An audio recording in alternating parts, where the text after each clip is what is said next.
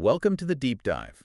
Today we're cracking open something you encounter constantly online, but might not think much about: rate limiting. Right. It's kind of like the internet's traffic cop. Exactly. We've got some great material here that explains what it is and, maybe more importantly, why and how it's designed. Think of it as, a set of rules that online services use to manage traffic.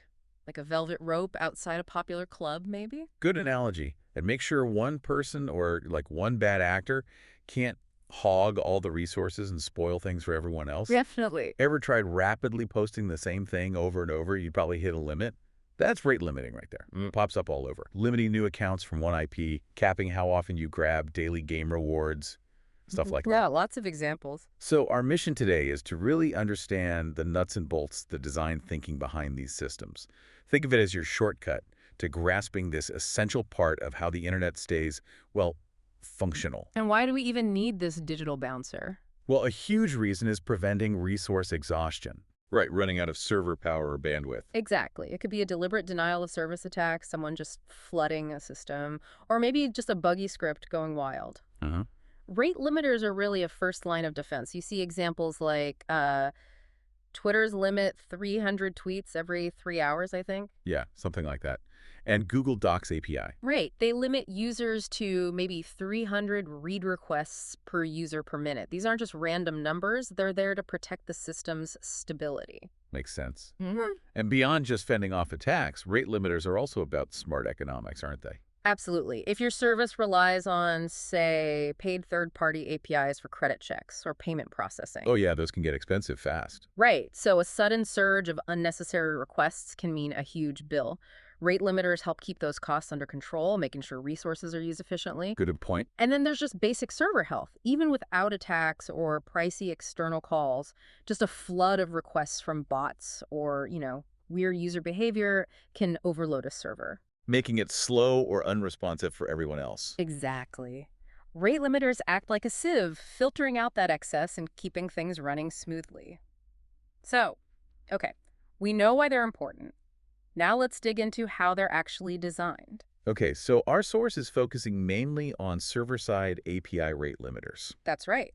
These are the gatekeepers on the services end, and they can be pretty flexible, throttling requests based on IP address, user ID, other properties. That flexibility seems key. It is, and these systems, they're built for scale. They need to handle a massive number of requests, often spread across lots of different servers, all working together. So a distributed environment. Right. And a really basic design choice is, do you build the rate limiting logic right into your application code on each server, Yeah. or do you create a separate dedicated service just for rate limiting? That's a key decision. And either way, you have to tell the user what's happening, right? Oh, absolutely. Informing users clearly when their requests are being limited is crucial. Nobody likes a mysterious error. No kidding. Yeah. A polite, hey, slow down a bit is way better. Yeah.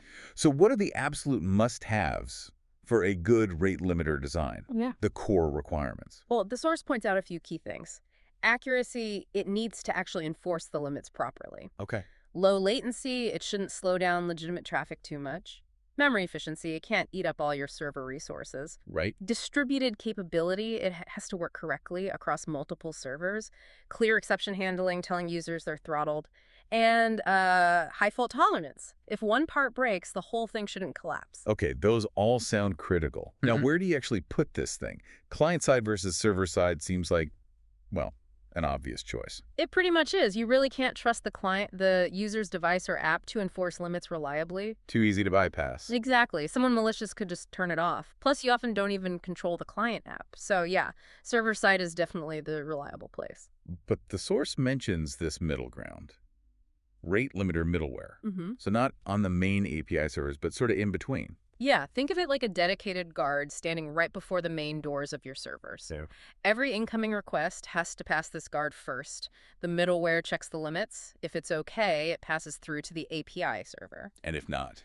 If not, the middleware can immediately send back that too many requests error the 4209 status code. Your main servers don't even have to deal with that excess traffic. Got it. Like a traffic cop diverting congestion before it hits the main road. Precisely. And in cloud setups, especially with microservices, our source talks about API gateways. How do they fit in? Right, gateways. They seem to handle a lot. They do. They're like super-powered middleware in the cloud. They handle a whole bunch of tasks for your microservices.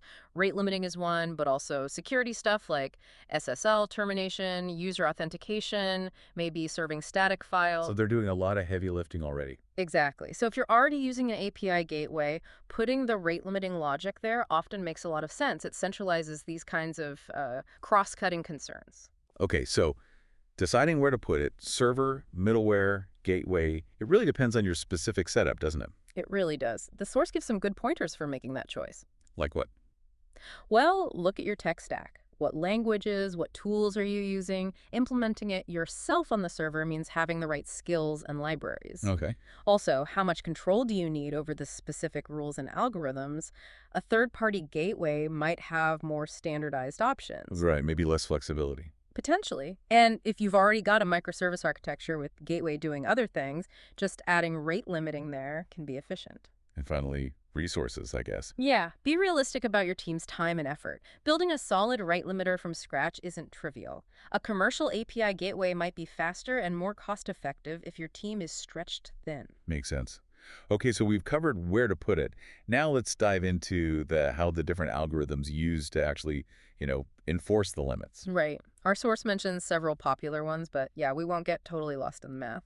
Good. What are the main approaches then? We're looking at things like the token bucket, the leaking bucket, fixed window counter, sliding window log, and sliding window counter. Okay, quite a few. Yeah, and each one tracks requests and decides whether to allow or block them in a slightly different way with its own pros and cons. Let's start with token bucket. That sounds pretty intuitive. What's the idea? Imagine a bucket, right? It holds a certain number of tokens. Okay. And tokens get added to this bucket at a steady rate, say 10 tokens per second. Got it. Every time a request comes in, it needs to spend a token. If there's a token in the bucket, the request goes through, tokens removed, bucket's empty, request rejected. And if the bucket fills up with tokens? Any new tokens trying to get added just overflow, they're lost. The key thing here is it allows bursts. As long as you have tokens saved up, you can make several requests quickly. So the important settings are the bucket size max tokens and the refill rate, how fast new tokens arrive. Exactly. And, you might need several buckets for different rules, like one bucket for posts per minute per user, another for friend requests per hour. Or even a global one for total site traffic. Yeah, maybe a global bucket limiting total requests per second across the whole system. Makes sense. Different actions need different limits. Mm-hmm. So pros and cons of token bucket. Pros. Pretty simple to implement, memory efficient, and that ability to handle bursts is a big plus. Meaning, it can be tricky. Finding that sweet spot for bucket size and refill rate to give good responsiveness and good protection, that takes some work. Okay. Next up, leaking bucket. Sounds different. It is. Think of this one more like a queue, a line, like Yeah. a bucket with a small hole at the bottom. Okay, a fixed leak rate. Right. Requests arrive and get added to the queue if there's space. Queue's full. New request gets dropped. So it has a limited size. Yes. And then requests are processed. They leak out of the bucket at a fixed, steady rate. Doesn't matter how fast they arrived, they leave at a constant pace. The source mentions Shopify uses this. So the main idea is a smooth, consistent outflow. Exactly. The key settings are the queue size, bucket size, and that fixed outflow rate. Pros and cons here. Pro. Also memory efficient because the queue is capped. Yeah. And it gives you that very stable outflow rate, which is good for some back-end systems. But Cons. Bursts can fill the queue quickly, meaning newer requests might get stuck behind older ones. It's FIFO first in, first out. so a recent important request could be delayed. Potentially, yes. And again, tuning those parameters, bucket size and outflow rate, can be challenging. All right. Moving on to fixed window counter. Sounds time-based. It is. You divide time into fixed chunks, like 1-second windows or 1-minute windows. Okay. For each window, you just keep a simple counter. Request comes in, increment the counter for the current window. And when the counter hits the limit? Any more requests in that same window get rejected. Then, when the next window starts, the counter resets to 0. Simple enough. If the limit is, say, 3 per second, requests 1, 2, 3 get through in that second. Request 4 waits for the next second. Advantages and disadvantages. Pro. Very easy to grasp, easy to implement, also memory efficient, just storing one counter per window. And that reset can be useful for some types of limits. But there's a catch. Big catch. The source highlights this. What happens right at the edge between windows? Uh-oh. You could get a burst of requests right at the end of second one, say, hitting the limit, and then another burst right at the start of second two, also hitting the limit. So you could allow almost double the limit in a very short period. Precisely. If the limit is 3 per second, you could get 3 in the last tiny fraction of second one and 3 more in the first tiny fraction of second two. That's 6 requests almost instantaneously. Yeah, that kind of defeats the purpose. So how does the sliding window log algorithm fix that edge problem? This one's more precise. Instead of just counting, it keeps a log, basically, a timestamp for every single request within the defined time window, say, the last 60 seconds. Okay, storing actual timestamps. Right, often using something efficient like Redis sorted sets. When a new request comes in, first, it cleans out any timestamps from the log that are now older than 60 seconds ago. Okay, removes the old ones. Then it adds the timestamp of the new request. Finally, it checks how many timestamps are now in the log. If that count is within the limit, accept the request. If not, reject it. So it's always looking at a true rolling window of time. That sounds very accurate. It is. It's the most accurate approach we've discussed. The request count within that sliding window should never exceed the limit. But the downside? Memory. It can use a lot of memory, especially with high traffic, because you might be storing a timestamp for every single request in that window period. Gotcha. Accuracy comes at a cost. Oh. Okay, last one. Sliding window counter. Trying to get the best of both worlds. That's the general idea. It's a hybrid. It tries to combine the simplicity of the fixed window counter with the better accuracy of the sliding concept. How does it do that? The version our source describes keeps a counter for the current fixed window, like before, but it also looks at the counter from the previous window. Okay. And it calculates an estimated count for the rolling window by taking the current count plus a percentage of the previous window's count. That percentage depends on how much the current rolling window overlaps with that previous fixed window. Can you walk through a quick example? Sure. Let's say the limit is 7 requests per minute. In the previous minute-long window, there were 5 requests. Okay, 5 in the past minute block. In the current minute block, so far, there have been 3 requests. Now, a new request arrives exactly 30 seconds into the current minute. Halfway through the current block. Right. So the algorithm might estimate the count in the last full 60 seconds as the 3 from the current block plus, well, we're 50% through the current minute, so there's 50% overlap with the previous minute. So 50% of the 5 requests from that previous block. So 3 plus 0.55. That's 3 plus 2.5 equals 5.5. Exactly. And since 5.5 is less than our limit of 7, this new request would likely be allowed. As more time passes in the current minute, that percentage weighting for the previous minute goes down. Interesting. It's an approximation of the rolling window count. Pros and cons. Pro. It does a much better job smoothing out those edge bursts than the simple fixed window counter because it considers the recent past. Right. And it's usually way more memory efficient than the sliding window log since you're just dealing with a couple of counters, not tons of timestamps. The downside. It's still an approximation. It kind of assumes requests in the previous window were spread out evenly, which might not be true. But maybe good enough. Often, yes. The source mentions Cloudflare ran experiments and found the inaccuracy was usually pretty minimal in practice. Okay, cool. We've got a handle on the algorithms. Let's zoom back out to the high-level architecture. What are the core pieces? Well, fundamentally, you need somewhere to track the request counts for each user or IP or whatever you're limiting by. A counter store. Exactly. And as the source points out, using a traditional database for this, not ideal. Too slow for the kind of speed you need. Why is that? Disk access is slow compared to memory. You need really fast reads and writes for this. So in-memory is the way to go. Definitely. Something like Redis is the preferred choice. It's super fast and it has features perfect for this, like easy ways to increment counters and set them to expire automatically after a certain time. That speed is key. Redis comes up a lot for performance stuff. What makes it so good for rate limiting specifically? It's great at those quick counter increments and checks. Plus, it supports atomic operations, meaning an operation like increment this counter happens as one single indivisible step. That's crucial to avoid race conditions when maybe multiple requests try to update the same counter at the exact same time.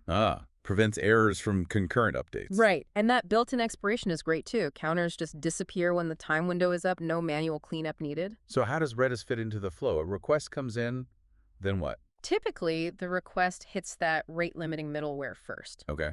The middleware then quickly asks Redis, what's the current count for this user IP. Right. If Redis says the count is already at the limit, the middleware just rejects the request straight away, sends back that 429 error. Without bothering the main application server. Exactly. If the limit hasn't been reached, the middleware tells Redis to increment the counter, then it forwards the request onto the actual API servers for processing. Okay, clear flow.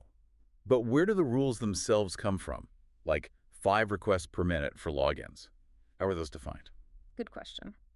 The source uses examples from Lyft's open source rate limiter.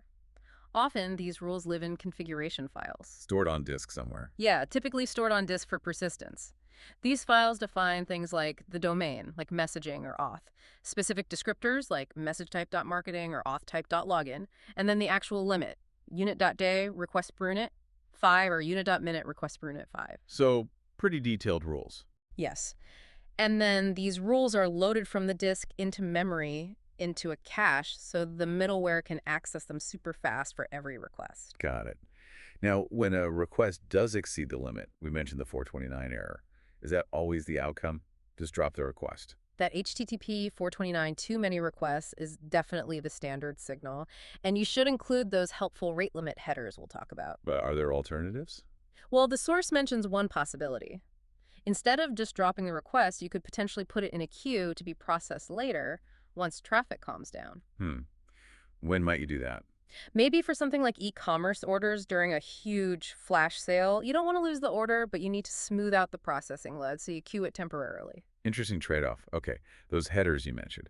How do clients use X-rate limit remaining and friends? Yeah, those are super important for well-behaved clients. X rate limit tells the client the total quota for the window. Okay. X rate limit remaining tells them how many requests they have left in this current window. And maybe the most important one, X rate limit retry after. This tells the client exactly how many seconds to wait before trying again. So clients should pay attention and back off. Absolutely. Good clients monitor these headers and adjust their request rate to avoid getting repeatedly blocked. It's cooperative. The source has a detailed design diagram, figure 13. What does that show us visually? It basically puts all the pieces together. You see the rules stored on disk, worker processes loading them into an in-memory cache. Right. Then the client request comes in, hits the middleware. Middleware checks the cached rules and checks the counters or timestamps in Redis. Checks the state. Exactly. Based on that state, the request either goes on to the API servers or it gets a 429 error back. And it also shows that potential path for queuing up requests that were rate limited if you choose to implement that. Okay, paints a clear picture. Now, this mostly assumes one rate limiter instance. What happens when things get distributed? Multiple servers, multiple rate limiters. Sounds tricky. It definitely adds complexity. The source flags two big challenges: race conditions and synchronization issues. Race conditions, like multiple things happening at once, causing errors. Exactly. Imagine two different rate limiter servers processing requests for the same user at almost the exact same millisecond. Both might read the current count from Redis, see it's below the limit, then both try to increment it. So the count could end up wrong. It could. If the count was 4, limit is 5, both read 4, both increment. The count might end up as 5 instead of the correct 6, effectively allowing an extra request. Ah, I see. How do you solve that? The source mentions things like using Lua scripting inside Redis or using specific Redis data structures like sorted sets that handle updates more atomically. But yeah, the core issue is that simple read then write from multiple places can be unreliable. Okay. And the other problem? Synchronization. Right. If you have multiple rate limiter servers and they don't share their counters, then things break. A client's first request might hit rate limiter A. Their next request, milliseconds later, might get routed to rate limiter B. If B doesn't know about the request A just processed, the limit won't be enforced correctly across both requests. So they need to talk to each other somehow. Or, more accurately, they need a shared source of truth. The source mentions sticky sessions, trying to always send the same user to the same server, but that's usually not ideal. It hurts scalability and flexibility. So what's the better way? The better way, which we touched on, is that centralized data store. Use Redis as the single place where all rate limiter servers read and update the counts. That shared state keeps everyone synchronized. Makes sense. Central brain. But what about performance then? If my server is in London and Redis is in New York, latency. Good point. That's where performance optimization comes in. Things like multi-data center setups. Putting things closer to the user. Exactly. Think about edge servers, like Cloudflare uses. They have servers all over the globe. Your request goes to the nearest edge server, which can handle the rate limiting locally, or has a faster connection back to a regional data store. Reducing that network lag. Right. And the source also mentions eventual consistency for synchronizing data between these distributed locations. It might not be perfectly real time everywhere, but it's often good enough and much more performant than forcing instant global sync. We've actually covered eventual consistency in other deep dives. Right. And finally, how do you know if all this is actually working well in production? Monitoring. It's absolutely essential. You Ah. have to gather data and analyze it. What are you looking for? Is the algorithm doing what you expect? Are the rules you set appropriate? For instance, are you blocking too many legitimate user requests? Maybe your rules are too strict. Or the opposite. Or the opposite. Is your system still getting overloaded sometimes?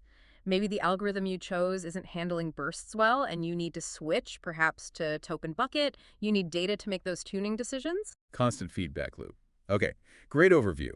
Before we wrap up, any other quick points or nuances worth mentioning? Yeah, a couple of quick things the source touches on. Hard versus soft rate limiting. Meaning? Hard limits are strict. You hit the limit, you're blocked. Soft limits might allow you to exceed the threshold slightly for a very short period. Okay. Also, we've mostly talked about limiting at the application level, layer 7 HTTP requests. But you can do rate limiting lower down the stack, too. Like at the network level. Yeah, like IP-based limiting using tools like Iptables at layer 3, the network layer, just different places to apply controls. The OSI model helps think about these layers, from physical wires up to the apps you use. Got it. And for people building clients. Right. Best practices for using APIs that have rate limits. Use client-side caching to avoid unnecessary calls. Actually read the API docs to understand the limits. Handle those 429 errors gracefully. And please, implement retry logic with exponential backoff.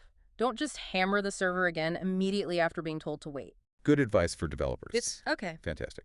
So just to recap, we've really dug into rate limiting, why it's so crucial for preventing abuse, managing costs, keeping services stable.